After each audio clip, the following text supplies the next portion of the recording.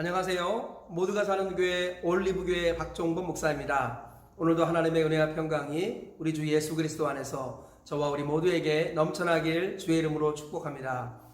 오늘은 미가 7장 11절에서 20절 말씀에 근거해서 하나님이 이스라엘을 회복시키실 그 날이라는 제목으로 하나님의 말씀을 전하도록 하겠습니다.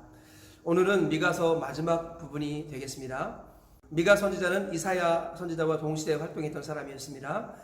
예수님이 오시기 전 700년 전의 인물로서 이스라엘의 심판과 회복에 대한 예언을 했던 하나님의 사람이었습니다.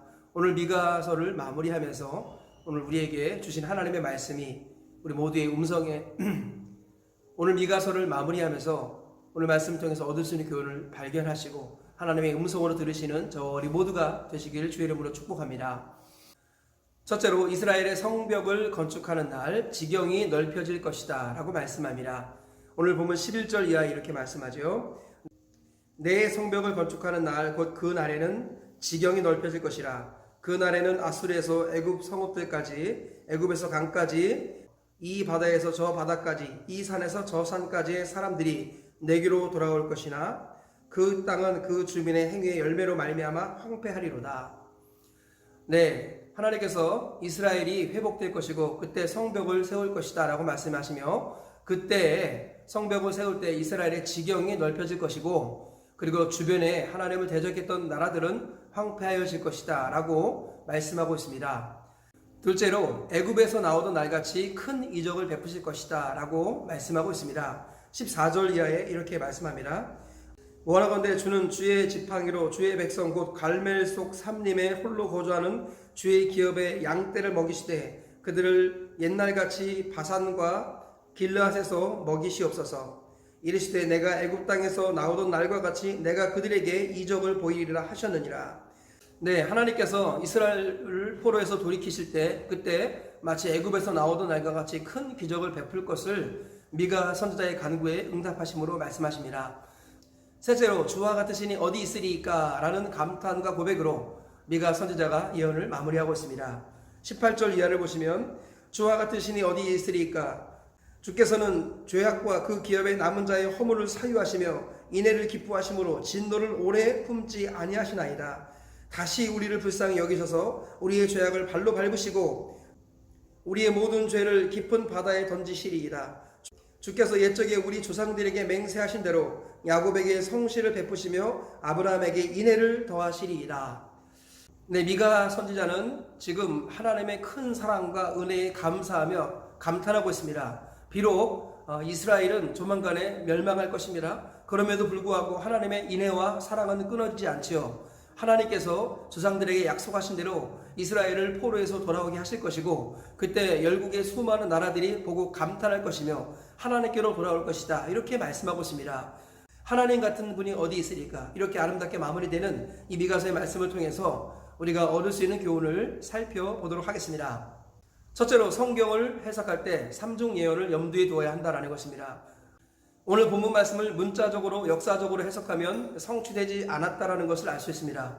하나님께서 이스라엘 백성들을 포로에서 돌아오게 하실 때 지경이 넓혀지게 하리라 이렇게 말씀하셨는데요. 사로잡혀 갔던 곳에서 포로로 돌아왔을 때 그때 그들의 지경이 넓혀지진 않았습니다. 여기서 말하는 지경이라는 것은 영적 상징적으로 해석해야겠습니다. 그래서 하나님께서는 1차적으로 포로에서 돌아올 것을 말씀하시고 2차적으로 우리 마귀의 포로된 자에게 해방과 자유를 주시려고 초림 예수님께서 이 땅에 오셨습니다. 그리고 예수님은 제자들을 통해서 복음을 땅끝까지 전하게 하심으로 복음의 지경이 넓어지게 하셨습니다. 그리고 나중에 주님이 재림하실 때 물이 바다 덮음같이 여호와의 영광을 인정하는 것이 온 땅에 가득하게 될 날이 올 줄 믿습니다. 우리 주님께서는 성경을 2중 또는 3중으로 해석할 때 더 깊고 바르게 올바르게 해석할 수 있다고 말씀하십니다. 성경을 해석할 때 3중 예언을 염두에 두어야 합니다. 하나님의 언어는 비유와 상징이다 라는 것을 우리가 기억하면서 하나님의 언어인 비유와 상징으로 또 3중 예언으로 성경을 해석하셔서 성경을 바르게 보는 눈이 열리는 저와 우리 모두가 되시길 주의 이름으로 축복합니다. 둘째로 가장 큰 이적은 죄인이 회개하고 원수가 자녀되는 것입니다. 오늘 본문에서 하나님께서 미가 선지자에게 응답하시기를 내가 너희를 포로에서 돌아오게 할 때 큰 이적과 권능을 행할 것이다. 마치 애굽에서 이스라엘 백성들을 이끌어낼 때처럼 큰 기적과 이적과 권능을 너희에게 행할 것이다 라고 말씀하십니다. 그런데 성경을 보면 가장 큰 이적, 가장 큰 권능은 무엇입니까? 그것은 바로 성령께서 역사하시는 죄인이 회개하는 역사입니다. 성령의 역사로 말미암아 죄인이 의인이 되고 원수가 자녀되는 이 놀라운 일들, 이것이 바로 가장 큰 기적이라는 것입니다. 조금 더 자세하게 말하자면 이 말씀을 듣고 있는 여러분 자신이 하나님의 기적의 덩어리라는 것입니다. 다윗의 고백처럼 모친이 죄 중에 나를 잉태하였나이다. 우리는 죄인으로 태어나서 저주의 삶을 살다가 사형장 이슬로 살아진 인생 아니었습니까? 그런데 하나님께서 우리를 사랑하시고 불쌍히 여기셔서 하나님의 아들 예수님을 보내주셨습니다. 예수 그리스도의 보배를 피를 믿고 의지하고 그 피를 받을 때, 그때 우리는 하나님의 자녀가 되고 죄인이 의인이 되며 원수가 하나님의 자녀로 변화되는 것입니다. 세상에서 이것보다 더 큰 기적이 없다라는 것입니다. 내가 하나님의 자녀가 되는 것, 그리고 내가 천국에서 하나님의 품에 안겨서 영원히 하나님을 노래하고 찬양하는 영광스러운 천국 예배에 참여하는 것, 이것만큼 큰 기적이 없다는 것입니다. 그러므로 눈에 보이는 어떤 기적이 있으면 좋지만 없어도 괜찮습니다. 나 자신이 하나님의 기적의 덩어리라는 것을 우리가 항상 잊지 말아야겠습니다. 죄인이 회개하는 것, 원수가 자녀되는 것, 이보다 더 큰 기적이 없다는 것을 항상 기억하시고 감사와 감격 속에 기쁨 속에 신앙생활 하시다가 믿음 지키시고 천국까지 가시는 저와 우리 모두가 되시길 주의 이름으로 축복합니다. 셋째로 하나님의 사랑의 최절정인 예수 그리스도의 십자가를 기억하라라는 것입니다. 오늘 하나님께서 남은 자들의 허물과 죄를 사하시고 짓밟으시겠다고 말씀하셨습니다. 이것은 하나님께서 끝까지 믿음을 지킨 사람들의 죄를 용서해 주시겠다는 말씀이고, 그들의 죄를 용서해 주시고 그들을 포로에서 돌이키게 하시겠다는 1차적인 의미를 담고 있습니다. 그리고 2차적으로는 우리 주 예수 그리스도께서 이 땅에 오셔서 자기의 피를 뿌려주심으로 우리에게 죄의 사함과 하나님의 구원의 은혜를 베풀어 주시겠다는 약속의 말씀이기도 합니다. 또 나아가 장차 완전히 우리를 죄에서 해방시켜 주시고 하나님의 영원한 나라에 이르게 하시는 예수님의 재림의 사역도 말씀하고 계시는 것입니다. 우리는 죄에서 완전히 해방되는 길, 그 길은 예수 그리스도의 십자가 피밖에 없다는 것을 잊지 말아야겠습니다. 예수 그리스도의 보배로운 피를 의지하여서 우리는 언제든지 은혜의 보좌 앞에 담대히 나아가서 지성소까지 이르러서 하나님을 배울 수 있다는 것입니다. 하나님께서 우리를 사랑하신 그 큰 사랑은 바로 하나님의 아들 예수 그리스도의 십자가의 보혈의 피에 최절정으로 담겨 있다는 것입니다. 예수님의 십자가, 그것이 바로 하나님의 사랑의 증거라는 것입니다.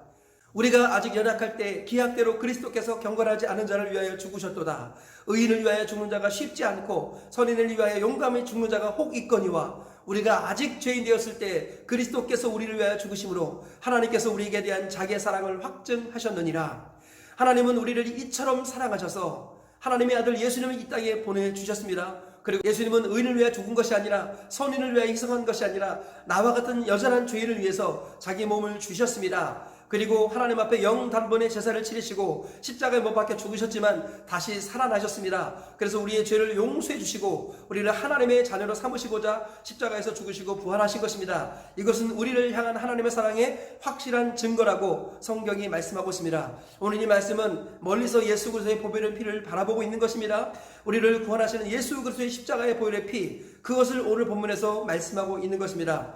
너희가 성경에서 영생을 얻는 줄 알고 이 성경을 연구하거니와 이 성경이 곧 내게 대하여 증언하는 것이니라. 예수님의 말씀을 기억하시면서 미가 선지자가 바라본 것도 바로 죄의 사함을 주시는 예수님의 보배로운 피를 바라보고 우리에게 말씀하고 있다는 것을 기억해야겠습니다.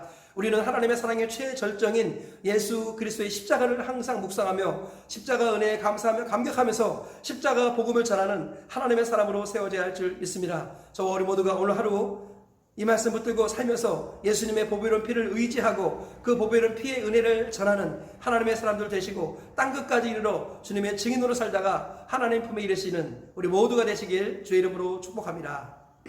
말씀의 결론을 맺겠습니다. 하나님께서 이스라엘을 회복시킬 그 날에 우리에게 주신 하나님의 말씀이 무엇입니까? 첫째로 하나님의 말씀은 삼중 예언을 염두에 두어야 한다는 것입니다.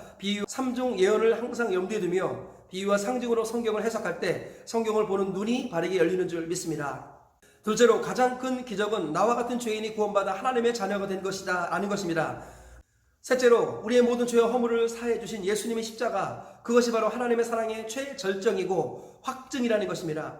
오늘 세 가지 말씀 기억하시면서 오늘 하루를 사시고 평생을 살아내셔서 마지막 천국까지 이르시는 우리 모두가 되시길 다시 한번 주의 이름으로 축복합니다.